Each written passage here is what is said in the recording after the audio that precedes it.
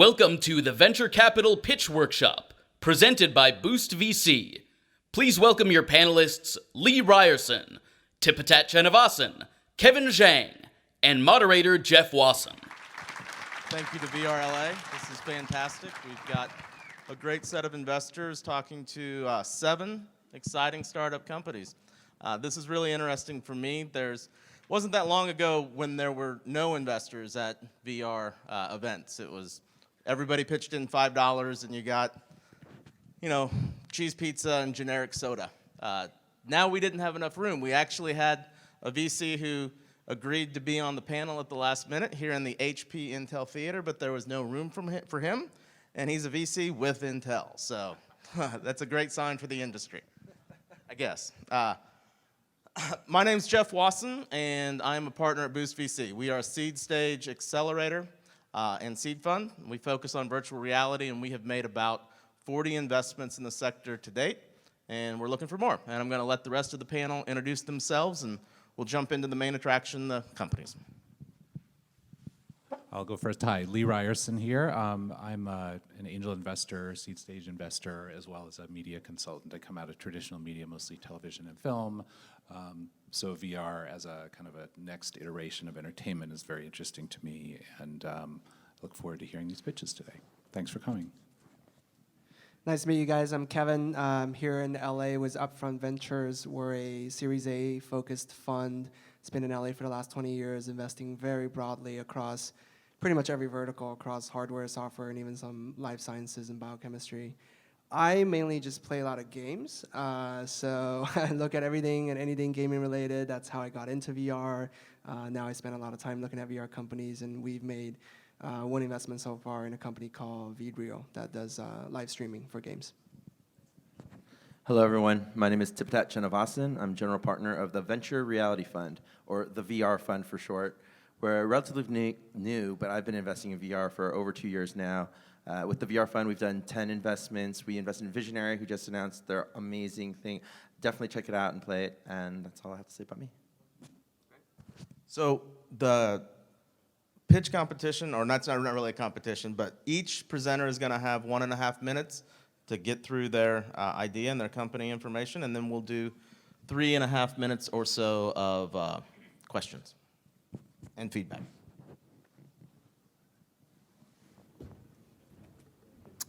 Hello, everybody. Good to see you, a lot of people. It's a great convention. All right, sorry. My name is Alex Frisch. I am the founder of InReal in Los Angeles. InReal stands for Reality in Real Time. InReal is a production company dedicated to delivering high-level experiences for AR, VR, and live events. The key to a successful experience is to make sure that your viewer never stops believing the reality of what he sees. So in order to do that, we have to make sure that our assets are believable and photoreal at all times. The quality is imperative. Our production InReal is organized in 2 components. Our production company organized around creatives, writers, directors, art director, and then our studio, who is writing the tools that are custom to us so we can afford the production we want to deliver. The key of good CG is to be able to do it, at a reasonable price. So in order to do that, we have our studio that is developing our own tools, and one of them is a pipeline that is going to allow any freelancer in the world to join our team as long as they are willing to speak English, work in the same time zone as the teams they are assigned to, and know our pipeline perfectly. So we are ready for the next challenge. I was the co-founder of Method Studios 10 years ago, and I'm ready for my next adventure with InReal. Thank you very much. It's not much. I guess I'll start. Hi, sorry. I know it's really hard to do these really short form elevator pitch And I'm not kind of visuals, but I wasn't really quite sure what you do. Okay. As a production, VR means so many different things. So your animation, real-time animation, do you use Unity, or are you a 360 video company? All right. Yeah. We are doing a combination of 360 video with the custom cameras that we design. The goal being to develop a system that is very similar to the traditional production workflow that we're used to. So it's a lot easier to work, like having dailies and real-time playbacks, things like that. And that's one part of what we're doing. The other part is to create experiences based around computer-generated images. So we have a very strong computer-generated CG department. We have a very strong acquisition department where we start by photographing our idea is that when we go shooting on location, we don't not only want to film everything, we also want to measure everything. So we have developed this very kind of custom acquisition system that allows us to recreate essentially a CG element looking very photoreal. I've been doing visual effects for 25 years, so that's kind of our experience, and it seems that that kind of experience is what is needed to produce assets that are going to be appreciated by the viewers, and that's what we do. We started by doing entertainment, and like a nightclub cabaret show like that. So we have a little library of entertainment that we have started to build, and we're also working on work for hire for commercials, for agencies if they need a company that is able to deliver solutions from beginning to end. So there are a lot of, obviously, VR production companies and more every day. So what do you think makes you stand out? How do you win projects compared to other people? Well, I think our main asset is the quality of the images, that we know what it means. I think, a lot of people came into VR maybe without the experience of making images at a high level. So we have that knowledge on how to make those images believable, which I think is key. And so what we have special is this pipeline that we are building that's going to allow us to reduce the cost of our production by 25 to 50%. And that's really kind of our specificity. We believe that the old model of working with everybody in the same room is too expensive and is gone. So we build this model that allows anyone in the world that has a connection to join our network.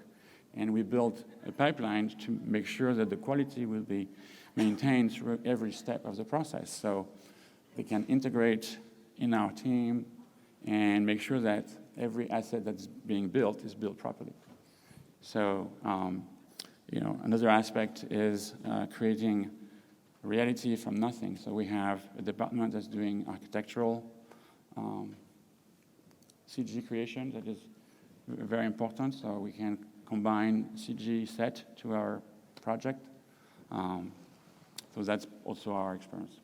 How do you expect to scale and monetize over time? Is that something that is planned out right now? Right. Well, that's the thing. I think the key to a success is the ability to be able to scale up. And, we have a Los Angeles-based office, so we can have all our clients come and interact with us. But most of the work itself will not be done in Los Angeles. And the key one of the key elements of that pipeline is that we can scale up essentially as long as we have enough servers and bandwidth. So it's pretty much at will.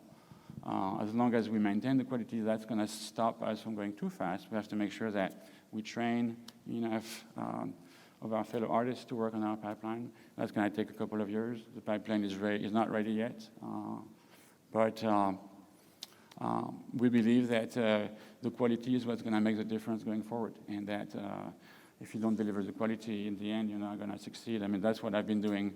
I created a company in 1998, Method, in Los Angeles, a very famous studio that I led, and took it until 2009 when I left with 100 people. Now there are about 500 people, and they are one of the top 5 animation studios in the world. And so I think the future is going to be for those that are able to deliver believable experience, and that requires a lot of talent, and we have that. Thank you. We're out of time for this one. Very, very much appreciated. Thank you.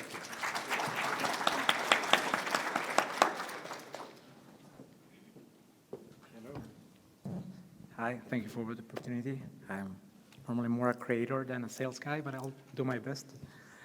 So, okay, well, I'm Carlos. I'm a Chilean serial entrepreneur.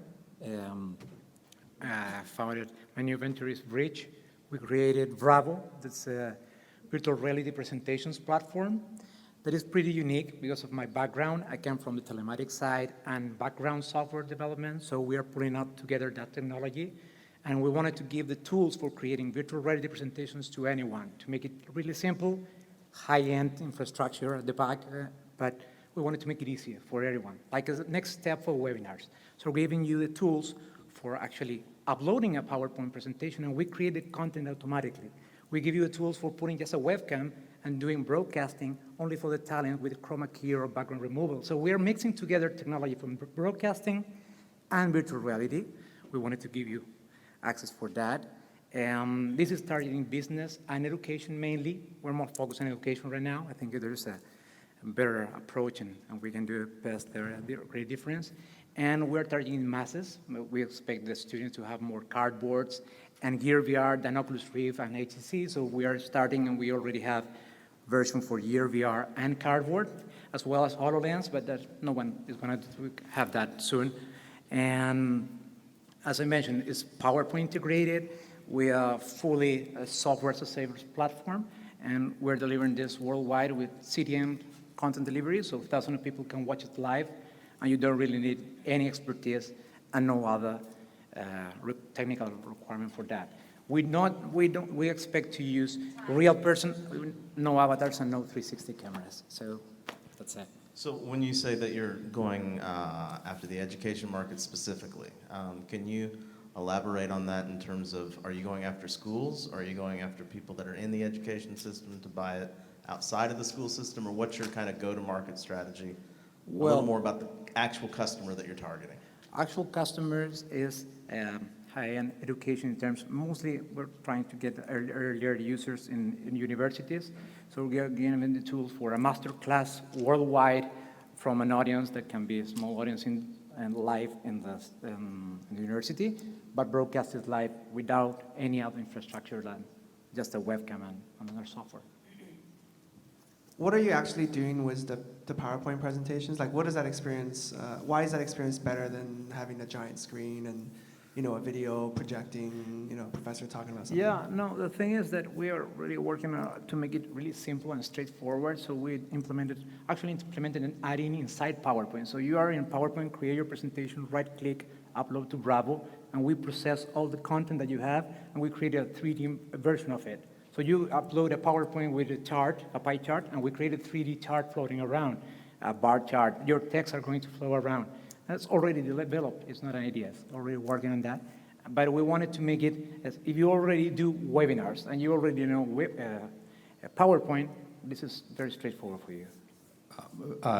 First of all, compliments to the presentation because I got it right away. Like I felt, you really did a nice job of identifying the business you're in and how it's going to work, and in layman's terms too. I mean, which is helpful for me. I mean, especially in VR, as such a new area, a lot of your investors are not going to be as educated in the field and understand all the terminology the way that many of the people in this room do.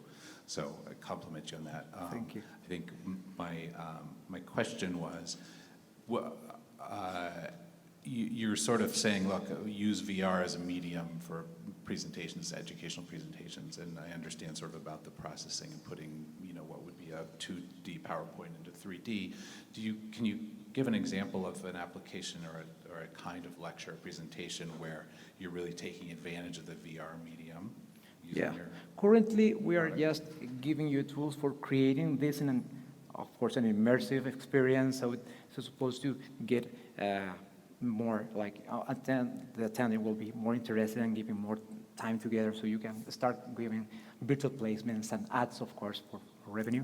But the thing is that we expect mainly for education in terms of medicine or that sort of specific biology or that sort of things that is hard to explain, but with graphic content, you can explain it easier, you know? So we really think that there are some specific, maybe some specific professors or speeches, specific things that is very hard to explain, but with a higher end 3D representation of what you're talking about, something is really easy. Oh, sorry, just one real quick one. I'm actually really excited for the idea of presentations in VR. But what you should have done is come out here and given us all cardboards, and your presentation should have been your software and demonstration. No, but they actually sent me, that's what I wanted to do, just give me my presentation in that, and I already had that. That would explain but they to told us, me too, why your without presentation's having better. any graphic content, it's just speech. So Yeah. that's exactly what I sets wanted to do. It makes the bar a little higher for you to get. But I wanted to do that. I agree with that. Definitely. It's hard. You can catch us afterwards. And in this Thank you. particular, again, VR. Well, any VR, it's hard to present to a large audience. Yeah. In general, the demo, we have to go in there and really see it, you know, in most cases. So it's a real challenge in your pitch, but I addressed it really well for the tools you've been given. Perfect. Thank you. You're welcome.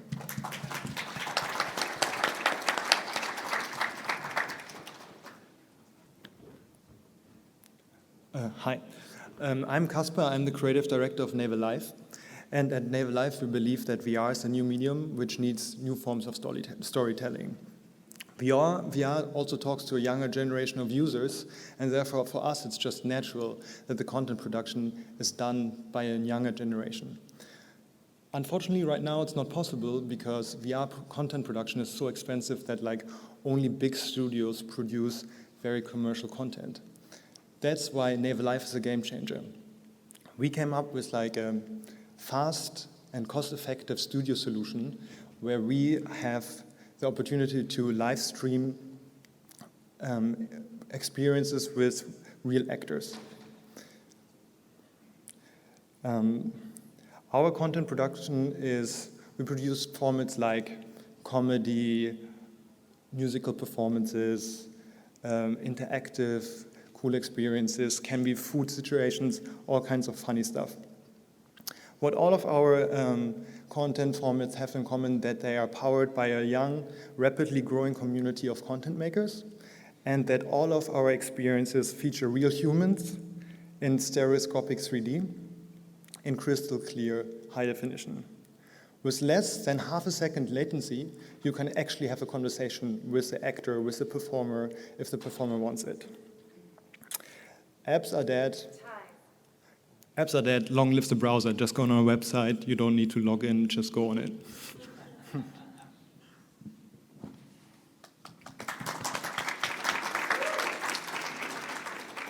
Say the name of the company again? Naval.live. Okay, naval. Like the belly button. Navel gazing. So there's many different kinds of content creators. What kind of content creators are you trying to attract to your platform, and what kind of content do you want that you think is more suited to be created on your platform? Or do you want to do everything? Great question. We thought long about what is actually authentic in VR, and therefore we approach VR because all of our environments are digital and 360 as this kind of meta space. So it's kind of like collective consciousness.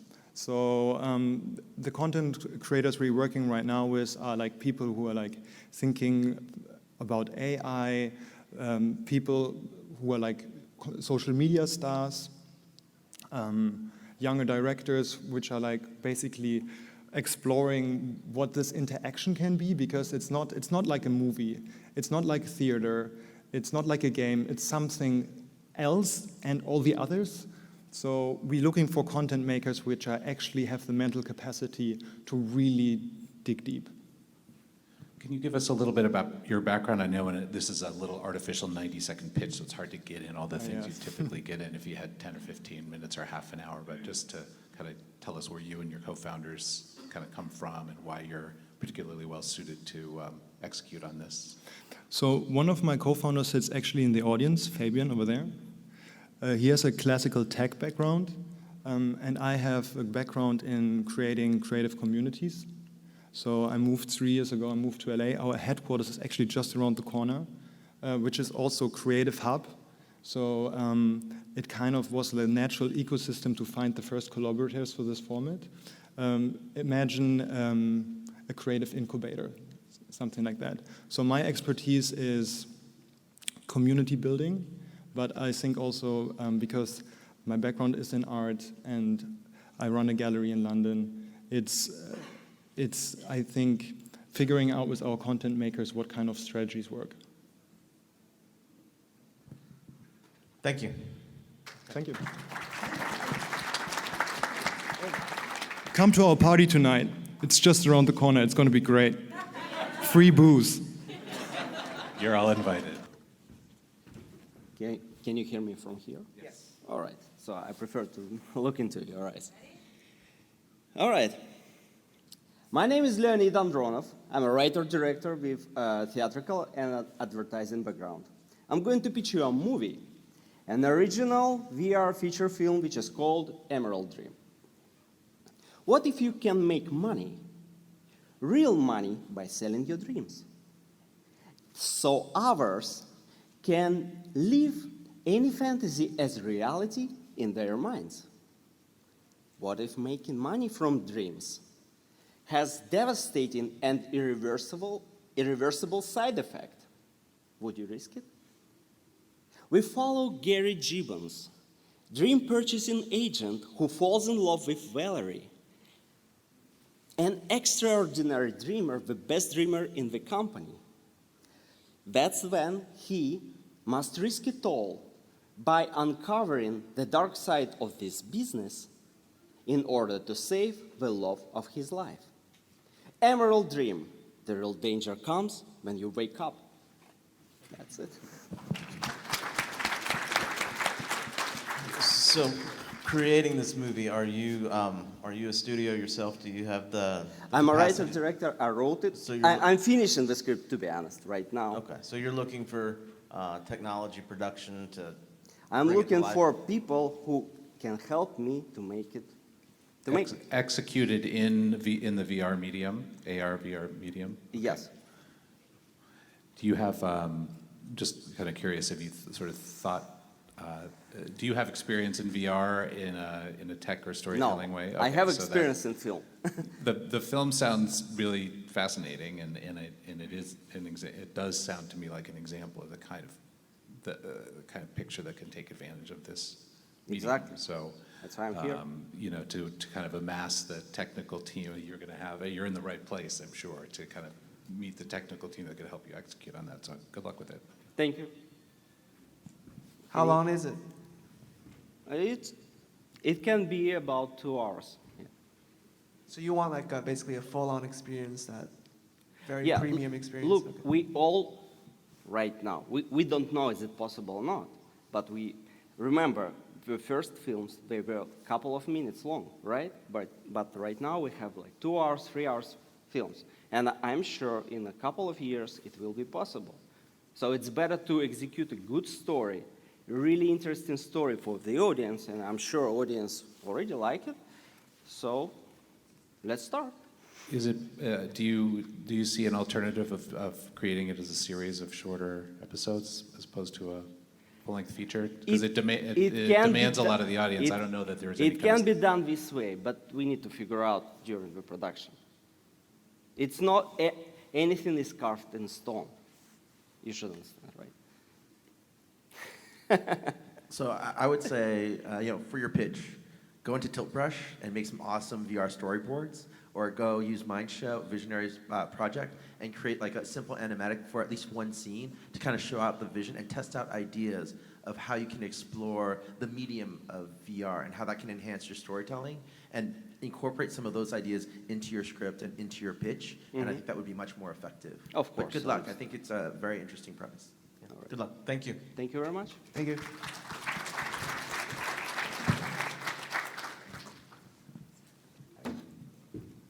Hello. My name is Celine Troikart. I am representing a company named Immersive Studios that provides solutions for the luxury real estate markets. We are based in Paris and Los Angeles. In luxury real estate, the high price value and stakes often make the decision-making process very long and tricky. Buying of blueprints or CG renders often makes the buyers feel disconnected from the project. So real estate brokers need a new way of creating great product experience in order to provide customers the ability to grasp the full potential of the project right on the spot. So the solution is a game engine-based VR experience allowing real estate customers to visit their future acquisition from a distance and no matter the construction phase. Here's the great thing about VR, as you probably all know. When an audience member remember a VR experience, it feels like an active live experience. It becomes a very powerful, unforgettable memory, and that's what Immersive Studios is aiming for. Our target is the luxury real estate market for the ultra-high net worth population, which is people with a net worth of $30 million or more. At the last count, there were more than 210,000 of those people, and the research showed that they change property every 3 years. It also shows that the three main factor, the main factor of their decision-making process when they buy real estate is the emotional value. So this is what we're trying to provide with VR. Thank you.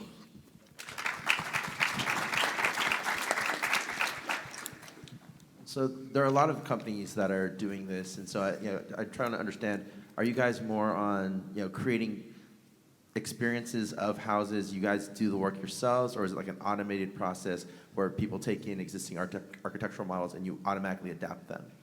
Yeah, we have a software that automatically ingests whatever the architect can send us, CAD files, and then we create a Unity experience that, of course, will enhance with a couple of different options. Like you can change the time of the day, you can change the style of the furniture, the color of the wall, you can take photos, you can have multiple people visiting at the same times.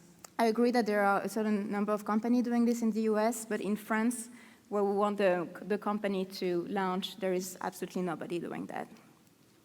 What are the economics behind your business model? You mean return on investment? How do you get paid? How you get paid? How do you get paid? Well, it's actually very exciting because right now the numbers for luxury, the amount of money a broker would spend on an experience like that is $100,000. And I can make it because of the automatic software, I can make it for less than 10,000. So there's a huge, for now, because there's absolutely zero competition, there's a huge margin for those experiences. So your customers are the real estate agents and the brokers? Mostly brokers, yeah. Real estate agents are too small to afford that, but brokers can, yeah.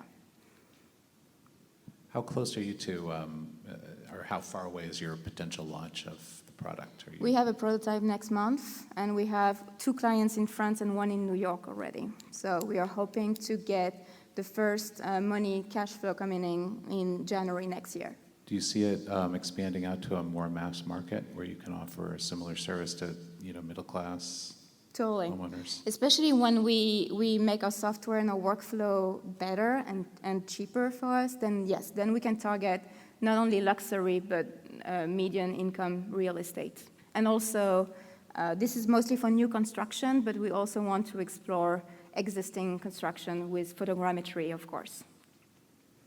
Yeah, I mean, I think that typically, sort of for medium range real estate, people spend $400 or $500 to $1,000 to photograph the whole thing, get all the internal pictures, right? And exactly. So if you get your costs down below that or on par, I think, and if you can, over time try to strike a partnership with a Zillow or Redfin or someone like that, so you can become the premium feature that's better than the photographs. I think that would allow you to scale obviously much faster.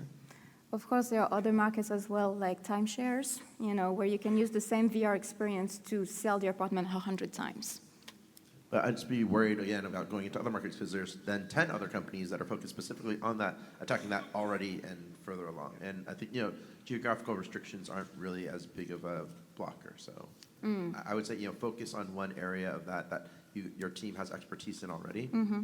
And really dominate that before you start expanding into other areas that might use other technologies that then you have to either get new expertise in or hire.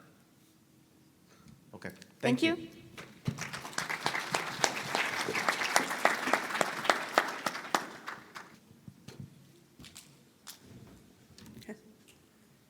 Hello, my name is Renee Vandenbosch, and I'm the founder of Codon. Codon is building a virtual reality platform for education.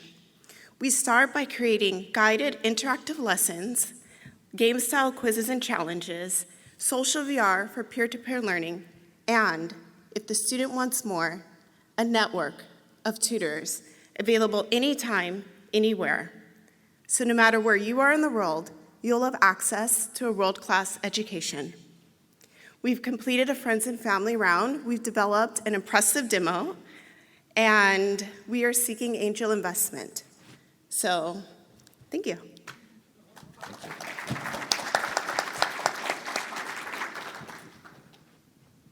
So that again, you did really well with the 90-second format here, because I think all you can do in this kind of format, and I don't want to speak for you guys, is tease enough that we start asking more questions and that we're intrigued, and something like that would intrigue me too.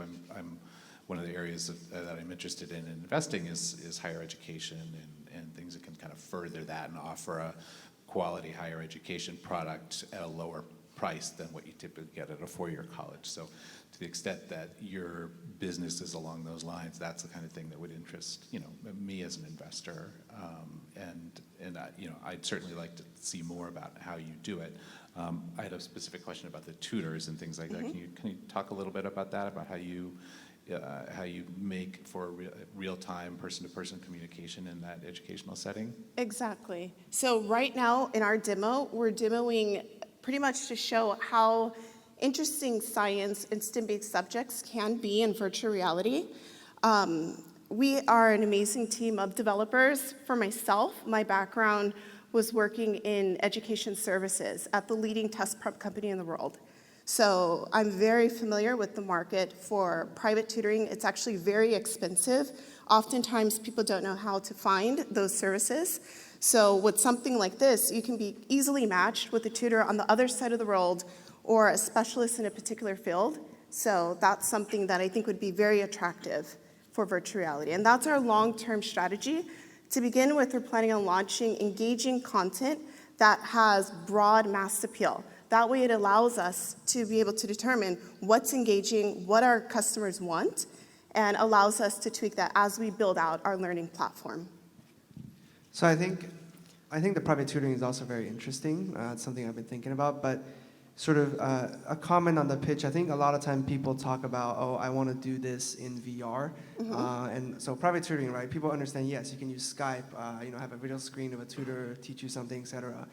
To actually imagine what that experience is like in VR, it'd be great if you can elaborate a little bit more on there's a reason why it's actually 2 times more engaging to do it in VR, because you see the facial, you're inside in the headset and you can't get out of it, and you see their hand motions, and that makes it more engaging. And research has shown that that's better. And hence that's why our specific product is focused around that aspect of it, right? Because anyone can be like, I want to do tutoring in VR, and it sounds like it should be better, but I think it'd be more helpful if you clarify a little bit more about what makes your specific product special.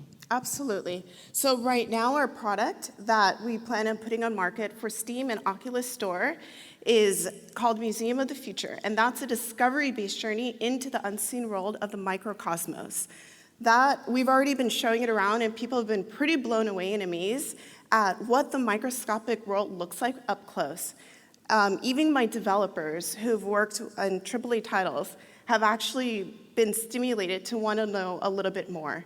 So we've actually developed the content that's going to allow us, as I mentioned, to test and get a little bit more information about what the market wants as we roll out the rest of the platform. I actually did get to try the demo, and it's pretty awesome, and I recommend everyone to go check it out. Thank you. But the one thing I would say for you is focus. I think you presented a lot of different ideas, and I felt like I heard 4 or 5 potential companies in education, in VR, working on these things, and making sure what you have now, where your short term, what the main focus is versus the long term goals. Figuring out what's core and what's unique about you guys and how you can really dominate that, and also thinking about what is the right opportunity, the right go-to-market, and how that kind of direct what you want to do. Because we looked at a lot of tech. I was talking to Jeff about this earlier too, where it was like the go-to-market is what makes or breaks a lot of these ed tech companies. And understanding who's actually going to pay and how you're going to unlock those dollars is really more important than having a really awesome demo. Thank you so much for your feedback. Thank you. Thank you.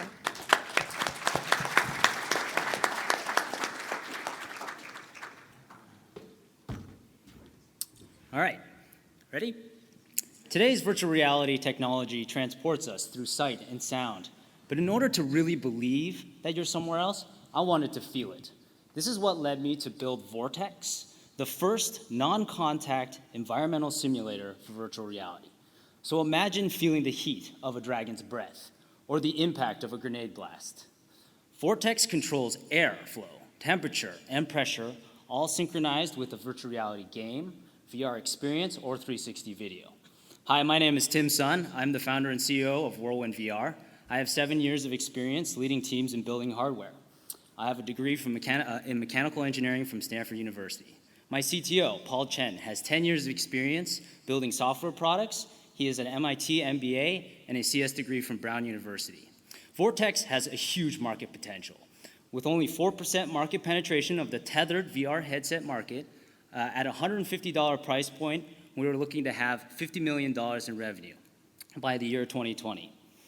We are currently looking for $1 million in investment to facilitate a successful product launch and grow the team. With players like LG, HTC, and GoPro in the space, there are clear acquirers with a 25x return on your investment in 2 to 3 years. The future of virtual reality is environmental simulation. Thank you for your time. Feeling is believing. So, thank you, Tim. I think it's a great pitch. I think that you absolutely are clear in what you do. From the business standpoint, would like to know sort of your thoughts on the peripheral market for VR today, and if you can point to, even in the console gaming industry that predates VR, where have the successes been in a product that you could say in some ways similar to what you're trying to do? So a great example is the Microsoft Kinect.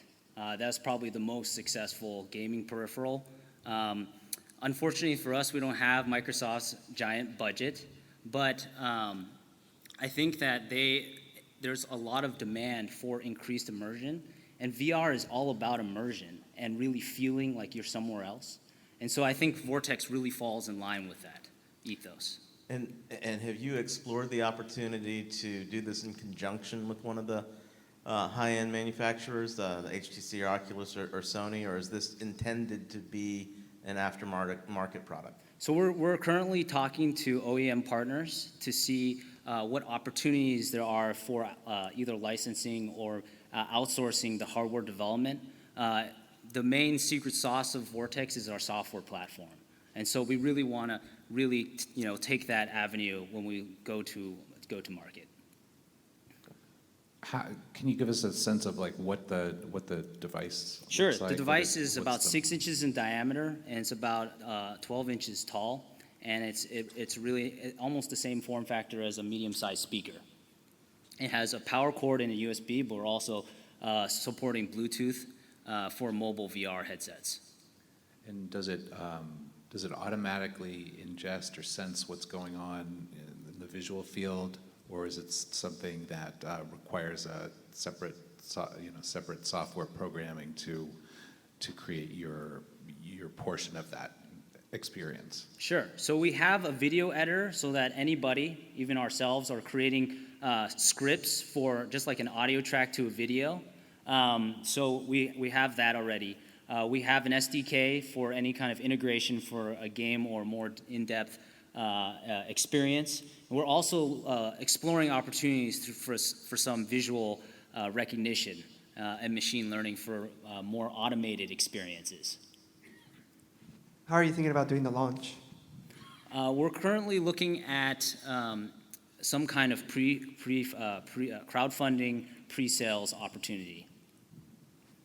So I think, Jeff was kind of alluding to, peripherals are hard, especially ones where you have to get integrated SDKs where developers would have to write to it. I mean, you mentioned the Kinect is one of the biggest successes, but actually it's also one of the biggest failures.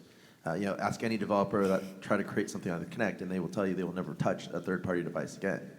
The one thing I would recommend for you is not go to B2C, but go B2B and focus on the arcades and the high-end installations get demand for what you're creating, because that's how you have to market it, and then think about, okay, once people understand what it is and how great it is, and there's already content that's already synced with it, then try to enter the consumer market. But I think going to direct to consumer with something like this is going to be very hard. Yeah, we're actually exploring both B2B and B2C options. Any other questions? Great, thank you.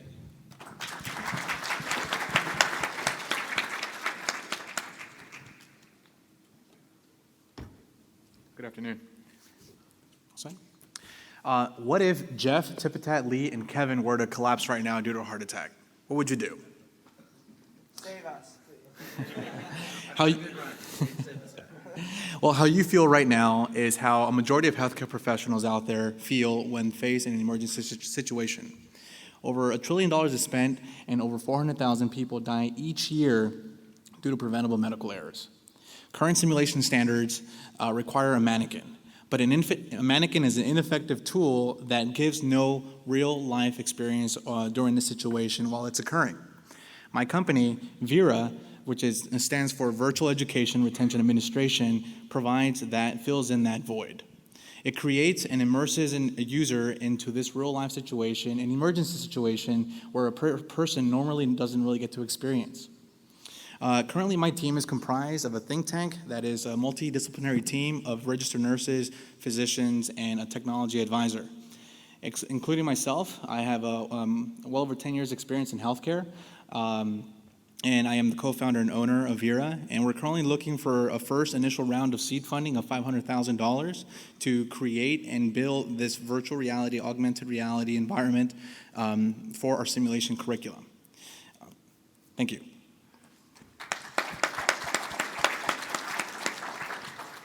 Can you address how big the training and education market is in this particular sector? Like not VR, AR, but just traditional. Traditionally, currently, the VR sector is only very specialized in healthcare, only targeting the surgical and operational side of the educational component of it. There really isn't a proactive approach to the emergency situations as they occur.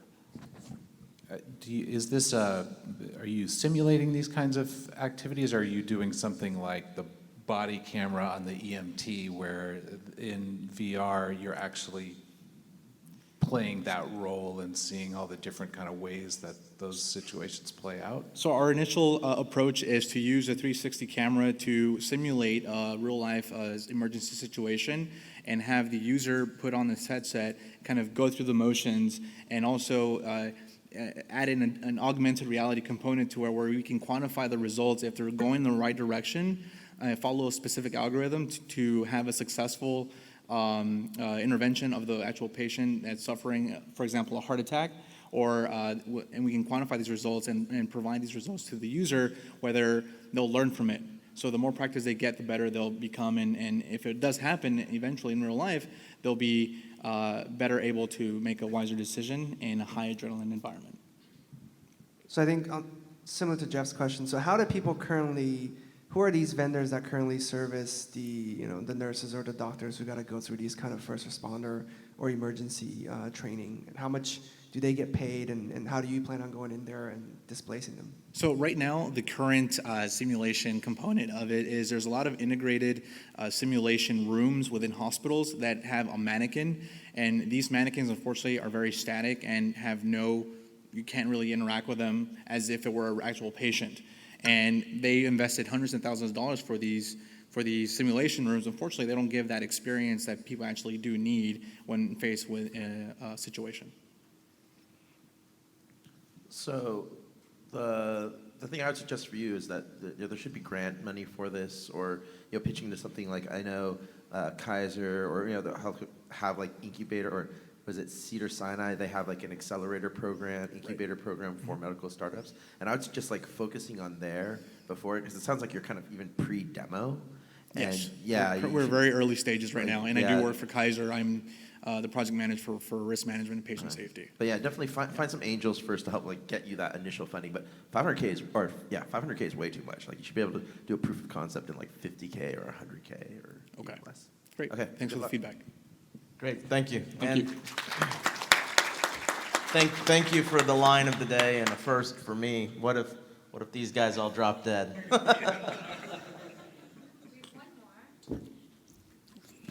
Hello, hi everybody. My name is Jeanette Shafiq. So let me first begin by addressing the advantages we have discovered about virtual reality. The main advantages is its ability to intensify experiences and allow us to emphasize.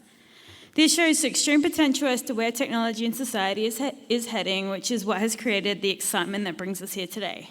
So the idea I'm about to share with you is quite simple and, in my opinion, quite obvious. Now let me tell you a true story. I live in Los Angeles and my family are from Australia. Now, no matter what excitement I've had throughout the day, nothing is more exciting than before I go to bed checking my Instagram and seeing what my family have posted. I have nephews and nieces, so seeing this brings me great joy. I am sure many of you relate, yeah? So then when I experienced VR, I thought, what a great way to connect to my family and friends on a deeper level, be on their journey without having to be physically present. It's like being there with them in the same room. Virtual reality and 360 iPhone cameras are already in development. Some I've already purchased and experienced myself. So what I'm saying is these cameras are already available to the general public. However, there is one missing link. That is where I present to you VR Live. VR Live is a social media app that does not only connect you to your family and your friends, but document your journey. And you can have the camera tool, so it's like live Skype with them. And that's it. Thank you.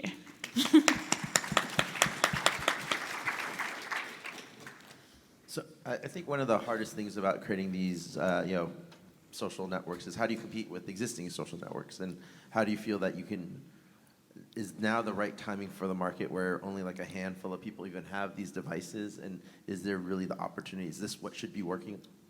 Like the idea is good, but how are you guys the right people to do it? How are you going to compete, and what's the timing? Yeah, I think that's a really good question, and something that I've kind of asked myself as well.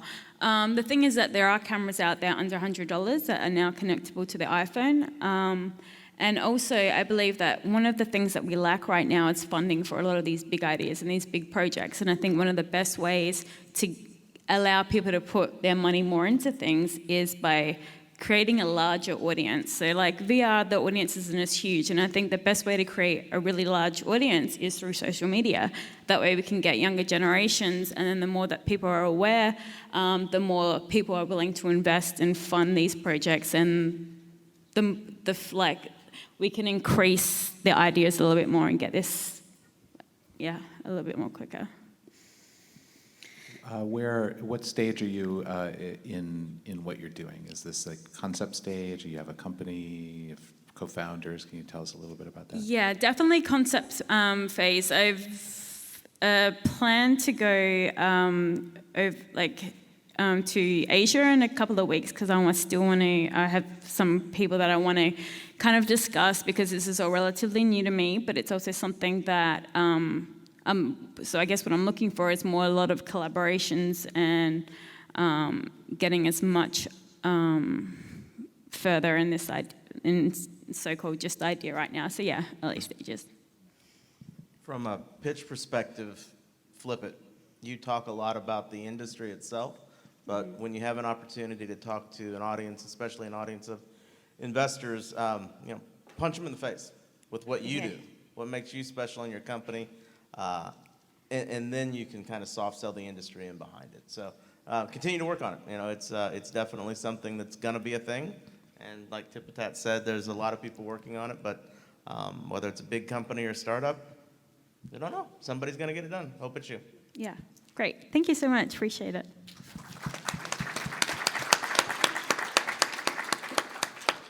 Cool. My name is Yoshiki. I develop an application called Hyperroom. It's a remote VR collaboration platform. So it's made for the HTC Vive. It uses the motion controllers. What happens is you can go into a virtual room, and multiple people can participate in that room with you from anywhere in the world. It's all on the internet. Voice transmission happens in real time. You get a whiteboard, you can draw, you can paint, I'm working on Post-it notes right now. Anything that you might be doing in a brainstorming session, any kind of collaboration that you're gonna be doing with someone can happen inside Hyperroom. Right now I have a public beta out. A lot of people are using it. I've had a lot of downloads, around 100 signups, releasing on Steam later this month.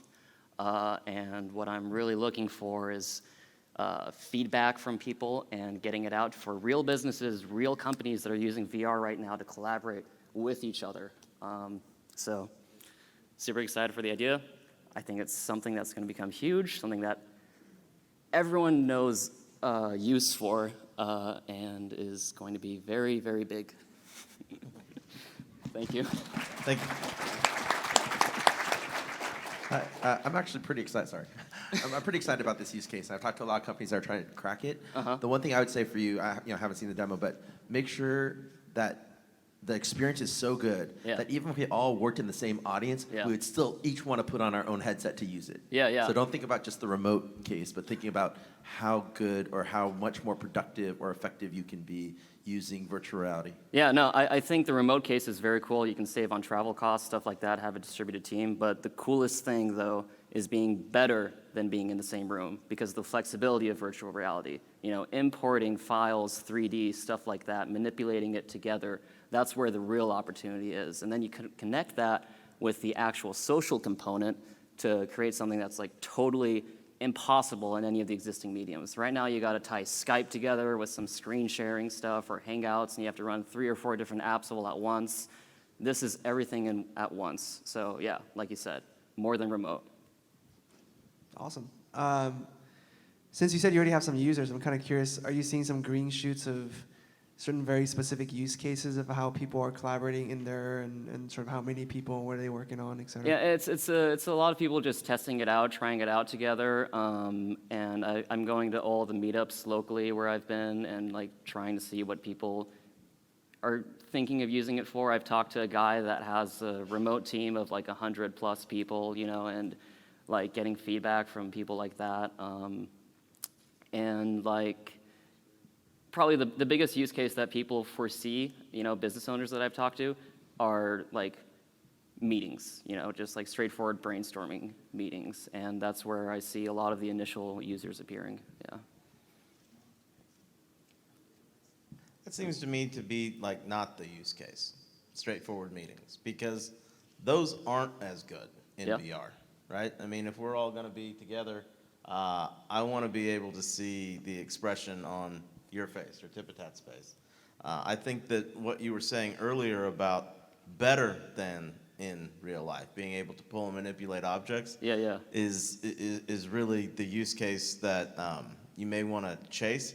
And to chase it, you may have to kind of seed the environment with those types of tools.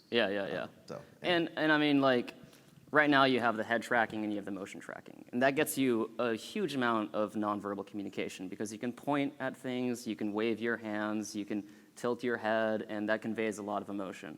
There's some guys that are coming out with hardware that's going to be tracking your face and your eye movement, so you can put the facial expression in a little piece of data and send that over the network and reconstruct it. So even from that angle, just the straight meeting thing is going to be really cool. But yeah, like the collaboration piece for me is what's most exciting, and that's what I'm doing most of my development on. Yeah. Okay, thank you. Thank you. Time for one more.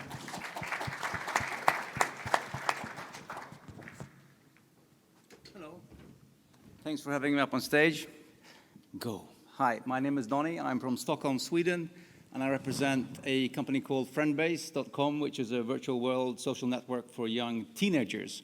We released as a beta app in 2014 and have been seeing some good traction since then. We won a big Israeli-Swedish startup competition last year, and right now we're moving into VR. Today it's a 2D, 3D world, but we're moving into VR. So we're looking for $500,000 to build the whole VR perspective of it. We've had about 250,000 downloads since for this year when we released 2.0. We have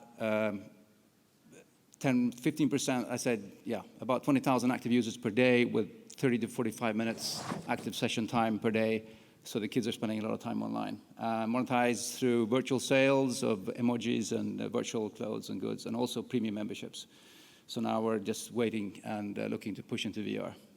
And we're aiming for low-end VR. We're not going for the high-end stuff like Sansar and others. So we're big in India, Indonesia, Turkey, Middle East, Brazil, and US. Thank you.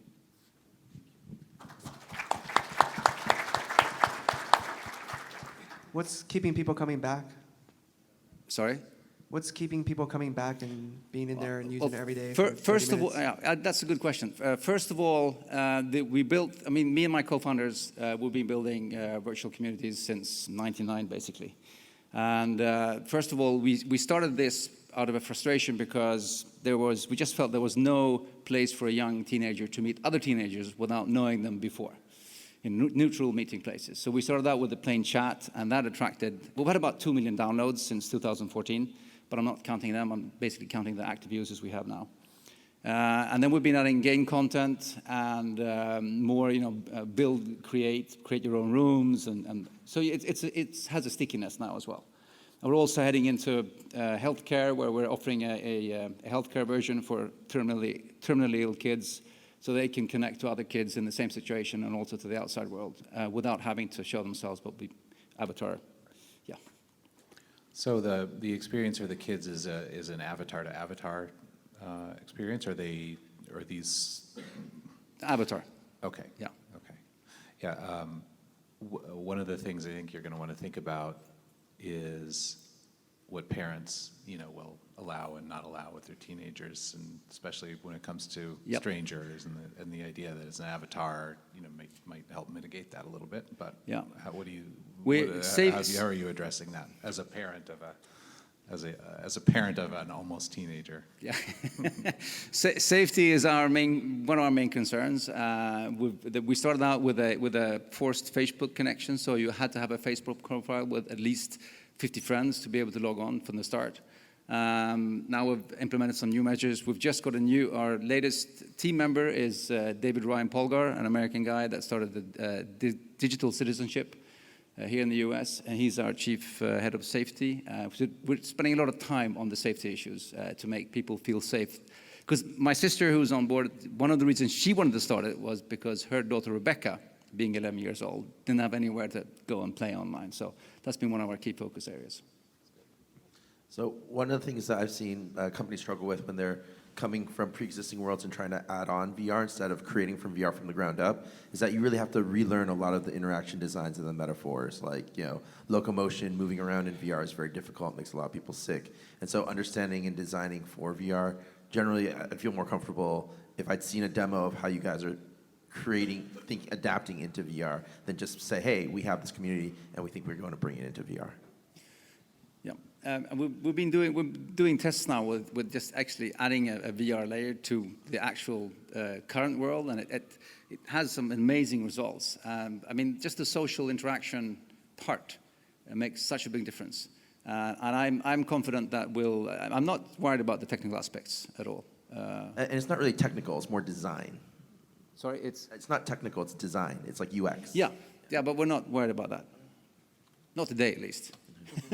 Great. Okay, thank you. We're out of time. We appreciate it, and thanks to the audience.